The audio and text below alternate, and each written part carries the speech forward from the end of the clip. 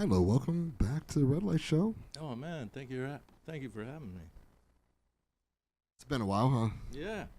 When's the last time you were here? What year?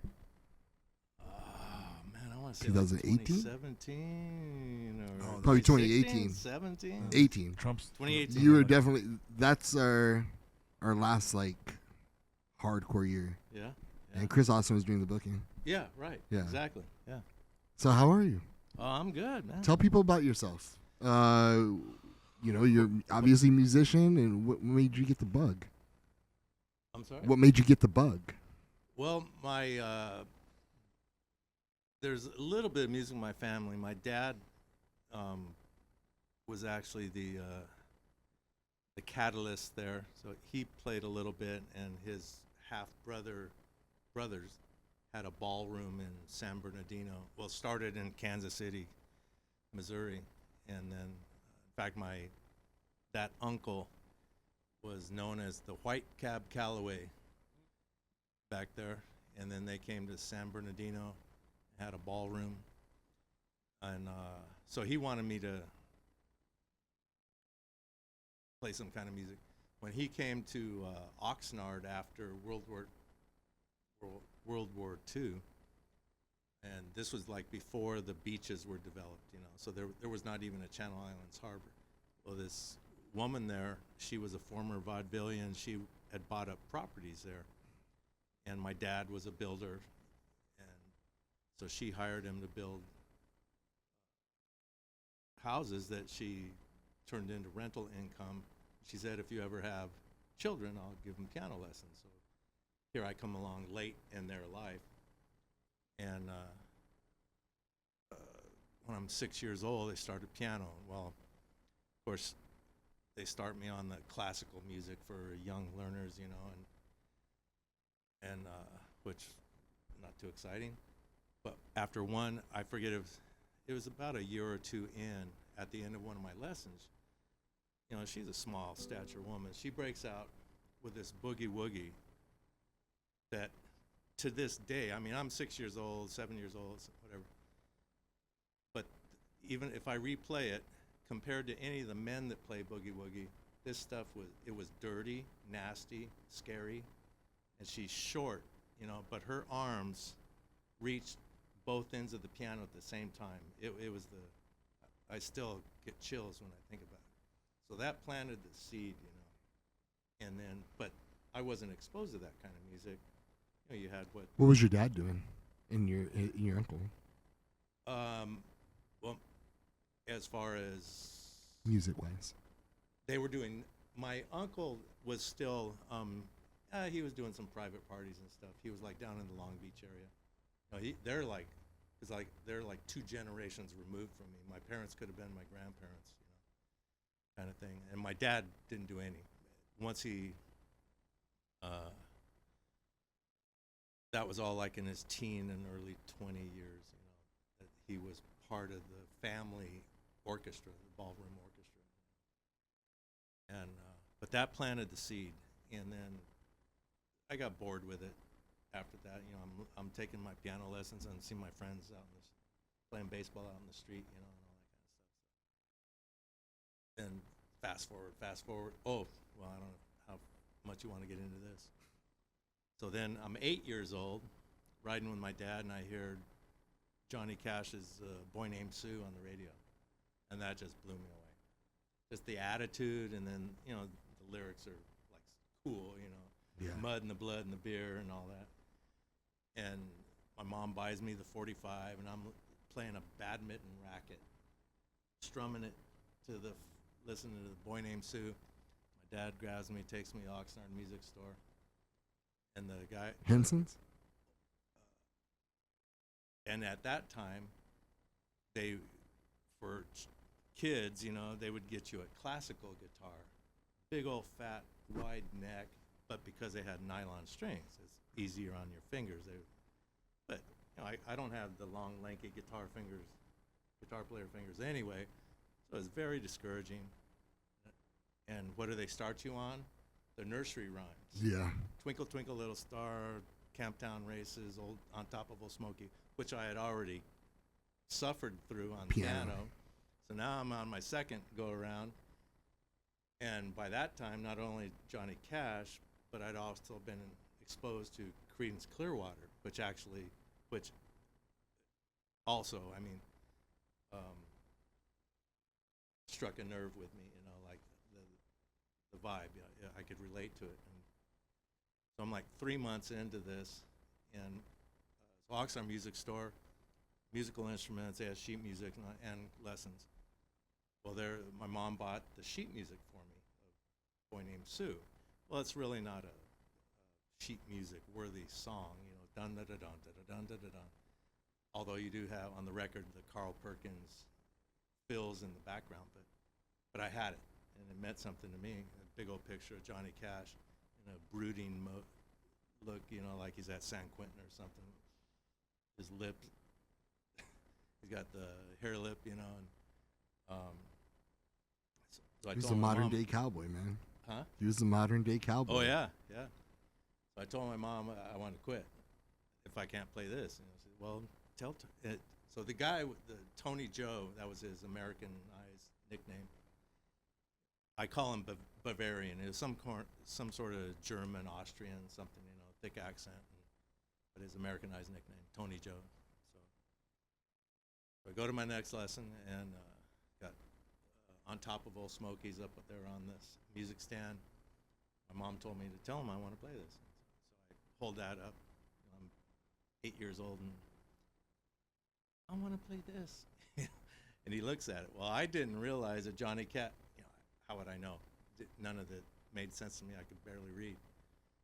But Johnny Cash didn't write a boy named Sue. It was Shel Silverstein. The author? Yeah, author, and he wrote a bunch of songs, and I forget all what he was. I at that time I knew nothing about him, and I barely know now. So I hold that up, and he looks at it and he goes, Shel Silverstein. I go, no, that's Johnny Cash, And he just points it on top of a Smoky. So I quit the next day. But anyway, I could go on about that. But I would put it down for 10 years at a time. But every time I picked it up, because I did have, I did the piano for 4 or 6 years.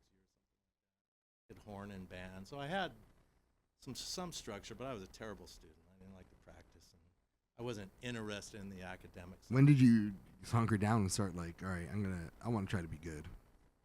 Well, it happened a couple times. So like I say, literally 10 years, I would put it down, pick it up 6 months, put it down. And then in 1980, I met Frank. I wasn't even born. Yeah. I met Frank Barajas. Oh, I know Frank.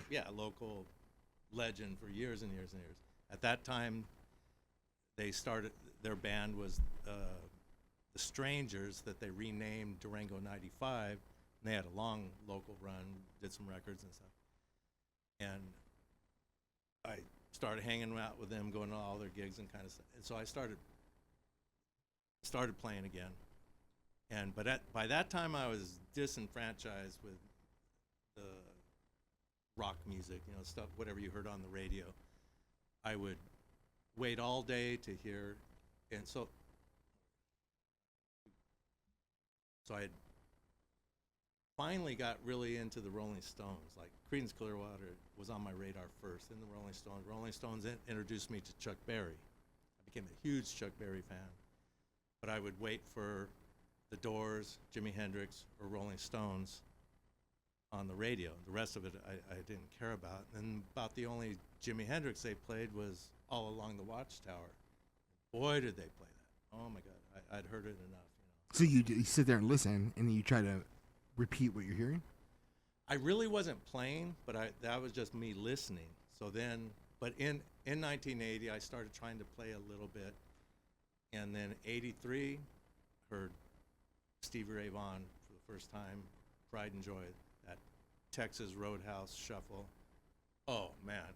So that went back to my piano teacher with that boogie woogie. I related those two things, and it was like, oh, my God, that was full circle, and that was what I'd been waiting for. On the pre-internet days, there was no way, I had no one around me that would have introduced that to me. You You there had to was- just go through tapes back then, right? yeah, but I had no. Or the radio. That's all you have. You had the radio. the that was tapes and all you had. radio. Yeah, so KMET, KLOS, classic rock, that was it. And so why they even played Stevie Ray Vaughan, Pride and Joy on KLOS, a classic rock station, didn't even fit, really, It was like way outside of the thing. But that struck a nerve. That was the one song. So shortly after, I found a tablature, which is a simplified version of sheet music for guitar, because it's more of a visual thing. Rather than having to know the language of music, it represents the neck of the guitar. And it came with a cassette tape, and I hunkered down on that. And that was the one song that I tried to learn every note in it in earnest. So I'm at one of Frank's Durango 95's rehearsals, and they're on a break, and I pick up the guitar and I start playing it. Oh my God! And they're like, "Wow, where'd that come from?" So then they think I'm not like this blues guy that's got like I'm a jukebox of blues. And Yeah. That was the only song I knew, But Frank gave me my first opportunity to get in front of a microphone, and so I owe a lot to him for that. And then from that point on, you Then just I put it down for 10 years. did you pick it up for blues again? Yeah. So that was like 83-ish, or 83, and then Now we're at Alice in Chains. I was alive for this. yeah, 93. yeah, and then 90. What changed? Oh, 90. I picked it up again, and I was better, and I started dabbling with harmonica on the rack, and actually got a gig at. It's no longer there, the City Bakery on Main Arcade. And I would do either solo or Chuck Herrera on drums, Frank Braha's cousin, that's who I first met, and that's how I got involved with those guys. And then started bringing their friends, and sometimes I'd have a 5-piece or something. That lasted 6 months. And then I got into mountain biking in the mountains and stuff, and dropped it again. 2000, I had my whole marital situation changed. I bought my 56 Silvertone that related to this guitar, and even though I hadn't been playing for 10 years, but when I picked it up again, I was better. So my brain was still working, and as you mature and stuff started making sense, I guess. And I played out again at the Sewer, Sans Souci, for 6 months, and it turned into it was really exciting, but it turned into a job. It was a 4-hour solo gig, and I work on a farm, which to this day I do, and so I'd play till 1 a.m. Fuck. Get on top of a little Smokey on there. And then, and then have to be at work at 6 in the morning, Fuck. And then I forget the name of the bartender. She was pretty, Shannon? This was back in 2000, so she was pretty well known at the time. She asked me if I wanted to take a break, and I said yeah, and then we just didn't even talk after that. I just let it go. And then again, another 10 years, 2011, another life-changing experience, and joined my first band for the first time, Hard Times Band. And then that's when we sort of intersect, right? Around 2015-ish? Yeah, a little after that. So 2011, I'm playing my first band. 2012, I had to take off for personal reasons. Came right back to that band in 2013. And then, I don't know if you remember Catfish Fry. He held a swing and blues jam at Amigos on Main Street every Tuesday. I started going to that. And that's where I really learned a lot from him. And Tommy Marsh is around this time. Tommy was doing. Him and Ray J were doing similar a blues jam night at Bombay on Wednesdays. Diego. That was like the little higher level of So the big dogs. The Big Dogs were there. In fact, that was the name of his band, Tommy Marsh and Big Dog. Tommy Marsh is a beast. Yeah. If you haven't looked him up, if you don't know who Tommy Marsh is, do yourself a favor. Yeah. Yep. Crooked Eye Tommy. Yeah. He's out of the area now too, huh? Yeah, he moved to and several of them. What's the status of blues in Ventura right now? It's not. So Tommy saw the writing on the wall, and At COVID? yeah, was it before that? No, it was No, during no, COVID. it was right then. It was right then, because I had finally. Because he was telling me about this before Yeah. it happened, and I didn't believe him. Yeah, so I finally. It's like nothing can destroy us. I finally, kind of got on his radar enough that he invited me to duo with him at Winchester's, and then it went really good, and I was really excited because I had huge respect for him, and I was trying to make that grade, and then so we did a couple more duo things, and he invited me to open for Aaron Neville. The Neville brothers, Yeah. And it was going to be in Pasadena. We were going to do a duo, but that was right as the COVID thing and the shutdowns and the social or distancing and all that stuff. Well, Aaron Neville, I don't know, he's like 83 years old or something, and he backed out. He didn't want to fly, and he had health concerns and stuff. That was the end. And that was the end. And then that's the time when Tommy moved to Tennessee, I think it's Hendersonville or something like that, outside of Nashville. There's a lot of people out there that used to be in this area. Yeah. Yep. Yeah, Jim Guston from Santa Clarita area that was good friends with Tommy, and a bunch of them. Yeah, several people from that area ended up there. Chris Austin. Yeah, Chris Austin. Yeah. Do you still do acid? The drug? Yeah. Every once in a while. Okay. only if someone's offering it to me. You want to do something? Oh my god! It was either that or do you shit in the bathtub.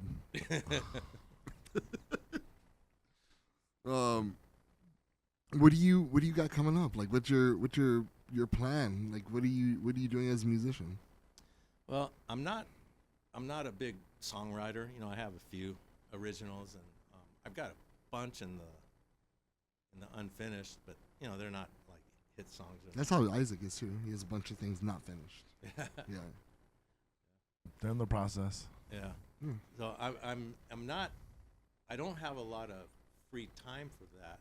So either maybe that's just an excuse. I don't make the time, but and I don't play a lot of the popular commercial songs and stuff because I don't care for them. They're great and everything, but I don't care for them. So I kind of develop. I can either do a whole blues show or I've got a eclectic mix, but it goes over. It seems to go over well. At least it did, and that helps getting into the local, where you can get into a restaurant gig or a brewery or winery, and that's where it's happening for me anywhere it was. My man Isaac wants to know: are you taking requests? And if so, on top of O'Smoky, is it possible? That's what he just texted me. I can do it. All right, he said yeah. I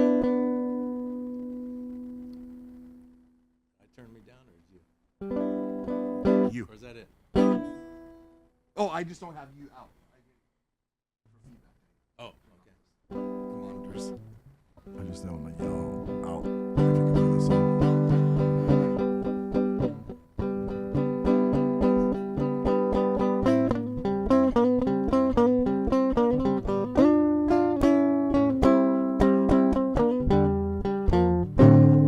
That's life. It's ice. What people say. Riding high in April, shot down in May. But I don't let it get me down. 'Cause it's final word. Keep going round. I've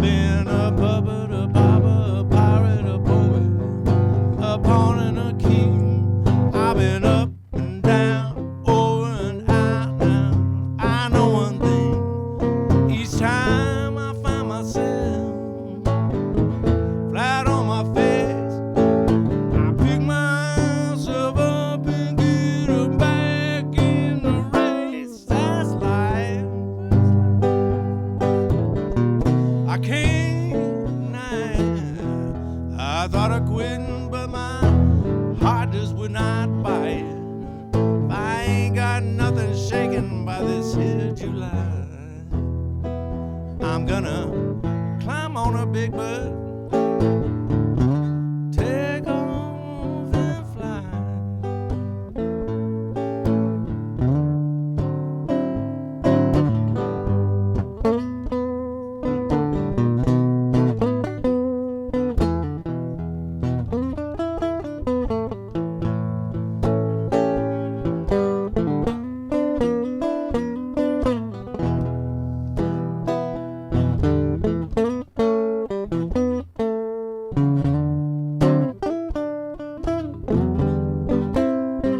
I've been a puppet, a pauper, a pirate, a poet, a pawn and a king. I've been up and down, over and out now. I know one thing, each time I find myself flat on my face, I pick myself up and get a back in the race. That's life. I can't deny it. I thought of checking out, but my heart just would not bite. If I did not think it was worth one single try, you know, I'd roll myself up in a big ball and die. Well, I roll myself up in a big ball and die.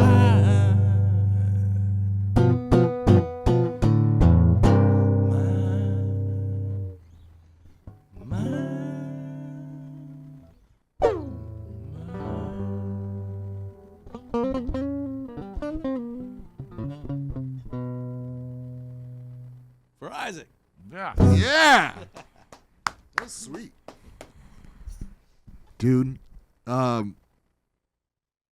appreciate you. I appreciate your art. And I'm so thankful that you came, and it was good to catch up with you and have, you know, the newer generation of people who follow us know about you. Know about Thank Milo. you. And Thank so you for thank you, having man. me, man. I appreciate it. Is there where can people find you at if they want to follow along a schedule or something that you might have coming up? I primarily use Facebook and Instagram as my And just Milo Sledge. Milo Sledge, yeah. All right, man. I'll put Milo it right down Sledge there. music on Instagram, I believe. Well, Milo, thank you for coming by, and peace out. Yeah, thank you.